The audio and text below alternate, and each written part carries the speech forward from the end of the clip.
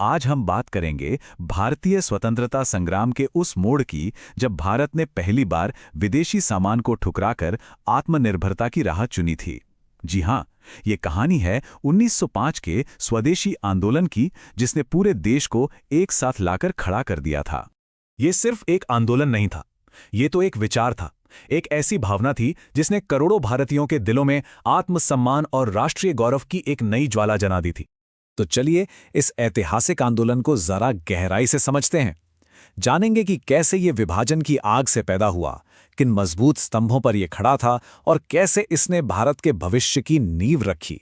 देखिए, हर बड़े आंदोलन के पीछे एक बहुत बड़ी वजह होती है। स्वदेशी आंदोलन की वजह थी बंगाल का बंटवारा, एक ऐसा फैसला जिसने सचमुच पूरे देश को झकझोर कर रख दिया था। तो सवाल यह है कि आखिर ये बंटवारा हुआ क्यों? उस समय के वाइसरॉय लॉर्ड कर्जन ने बहाना तो ये बनाया कि प्रशासनिक तौर पर बंगाल बहुत बड़ा है, उसे चलाना मुश्किल है, लेकिन असली मकसद कुछ और ही था। असल में बंगाल उस समय भारतीय राष्ट्रवाद का गढ़ था और अंग्रेज इस एकता को हिंदू और मुसलमानों के बीच बंटवारा करके तोड़ना चाहते थे। जैसे ही बंटवारे का ऐलान हुआ विरोध की लहर दौड़ पड़ी। 7 अगस्त 1905 को कलकत्ता के टाउन हॉल में एक बहुत बड़ी ऐतिहासिक मीटिंग हुई, जहां बहिष्कार और स्वदेशी का संकल्प लिया गया। लेकिन ब्रिटिश सरकार ने इस आवाज पर कोई ध्यान नहीं दिया और 16 अक्टूबर को बंटवारा लागू कर दिया गया। अंग्रेजों ने सोचा था कि वो भारतीयों को बांट देंगे, पर हुआ ठीक इसका उल्टा। बंटवारे के इस जख्म ने लोगों को तोड़ने की जगह और ज्यादा मजबूती से एक दूसरे से जोड़ दिया। और इसी एकता से जन्म हुआ एक ऐसे आंदोलन का जो सिर्फ नारेबाजी तक सीमित नहीं था। इसके कुछ बहुत ही ठोस मकसद थे, जिन्हें हम स्वदेशी आंदोलन के 4 स्तंभ भी कह सकते हैं। तो पहला और सबसे जबरदस्त कदम था बहिष्कार, मतलब मैनचेस्टर से आने वाले कपड़े और लिवरपूल के नमक जैसी हर विदेशी चीज को पूरी तरह से नकारना। अब जब बहिष्कार होगा तो कोई विकल्प भी तो चाहिए। तो दूसरा स्तंभ था स्वदेशी, यानी अपने देश में बनी चीजों को अपनाना। पर यह लगाई सिर्फ सामान की नहीं थी, सोच की भी थी। इसलिए तीसरा स्तंभ था राष्ट्रीय शिक्षा, ताकि आने वाली पीढ़ी की सोच भी भारतीय हो।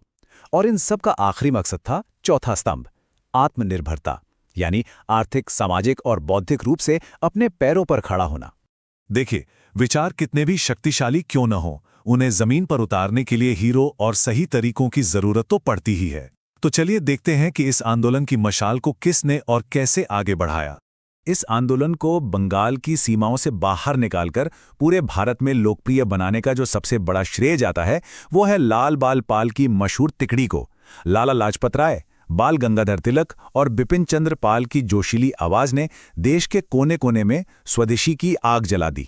पर यह लड़ाई सिर्फ इन 3 बड़े नेताओं की नहीं थी। दिल्ली में सैयद हैदर रजा थे, मद्रास में चिदंबरम पिल्लई, पंजाब में अजीत सिंह और महाराष्ट्र में तो तिलक थे ही। ये इस बात का सबूत था कि पूरे राष्ट्र की लड़ाई बन चुकी थी। आंदोलन के तरीके भी बड़े जबरदस्त और असरदार थे। चौराहों पर विदेशी कपड़ों की होली जलाई गई, स्टूडेंट्स ने सरकारी स्कूल कॉलेज छोड़े, वकीलों ने अदालतों का बहिष्कार किया, और सबसे जरूरी बात यह थी कि सिर्फ विरोध नहीं हो रहा था, बल्कि उसके विकल्प भी बनाए जा रहे थे। स्वदेशी कारखाने, दुकानें और राष्ट्रीय शिक्षण संस्थान खोले जा रहे थे। यह आंदोलन सिर्फ राजनीतिक और आर्थिक नहीं था, यह एक सांस्कृतिक सैलाब था। रविंद्रनाथ टैगोर ने भारत माता की वो मशहूर पेंटिंग बनाई जिसने देश को एक मां का चेहरा दिया। वहीं रविंद्रनाथ टैगोर के गीत आमार सुनार बांग्ला ने लोगों के दिलों में एकता की एक नई धुन छेड़ दी। आपको पता है, यही गीत आज बांग्लादेश का राष्ट्रगान है। अच्छा, अब हर आंदोलन की तरह स्वदेशी आंदोलन की भी अपनी कुछ कामयाबियां थीं और कुछ कमजोरियां भी थीं। तो ये जरूरी है कि हम इसका एक निष्पक्ष मूल्यांकन करें। एक तरफ तो इस आंदोलन ने भारतीय इंडस्ट्री को जैसे नई जिंदगी दे दी और राष्ट्रीय चेतना को एक अलग ही लेवल पर पहुंचाया, लेकिन दूसरी तरफ यह आंदोलन बहुत लंबा नहीं चल पाया। इसकी कई वजह थीं, जैसे अंग्रेजी सरकार का क्रूर दमन, जिसमें तिलक और अरबिंदु घोष जैसे बड़े बड़े नेताओं को गिरफ्तार कर लिया गया। फिर 1907 में कांग्रेस का नरम दल और गरम दल में बंट जाना और नई नई बनी मुस्लिम लीग का आंदोलन से दूरी बनाना। इन सब वजहों से 1908 तक आते आते आंदोलन की धार थोड़ी कम हो गई। तो क्या इसका मतलब यह है कि स्वदेशी आंदोलन एक विफलता थी? जी नहीं, बिल्कुल नहीं। भले ही अपने तात्कालिक लक्ष्यों को पूरी तरह से हासिल नहीं कर पाया, लेकिन इसकी जो विरासत है वो आज भी जिंदा है। और हाँ, जो लोग परीक्षाओं की तैयारी कर रहे हैं उनके लिए ये कुछ बातें याद रखना बहुत जरूरी है। जैसे आंदोलन का आइडिया सबसे पहले कृष्ण कुमार मित्र ने दिया था और बंगाल नेशनल कॉलेज के पहले प्रिंसिपल अरबिंदो घोष थे। और सबसे बड़ी सफलता तो ये थी कि आखिरकार 1911 में भारी जनदबाव के कारण अंग्रेजों को बंगाल का विभाजन रद्द करना ही पड़ा। असल में सबसे महत्वपूर्ण बात यह है कि स्वदेशी आंदोलन ने स्वतंत्रता संग्राम का तरीका ही बदल दिया। यह पहली बार था जब लड़ाई सिर्फ कुछ पढ़े लिखे लोगों तक सीमित न रहकर आम जनता तक पहुंची।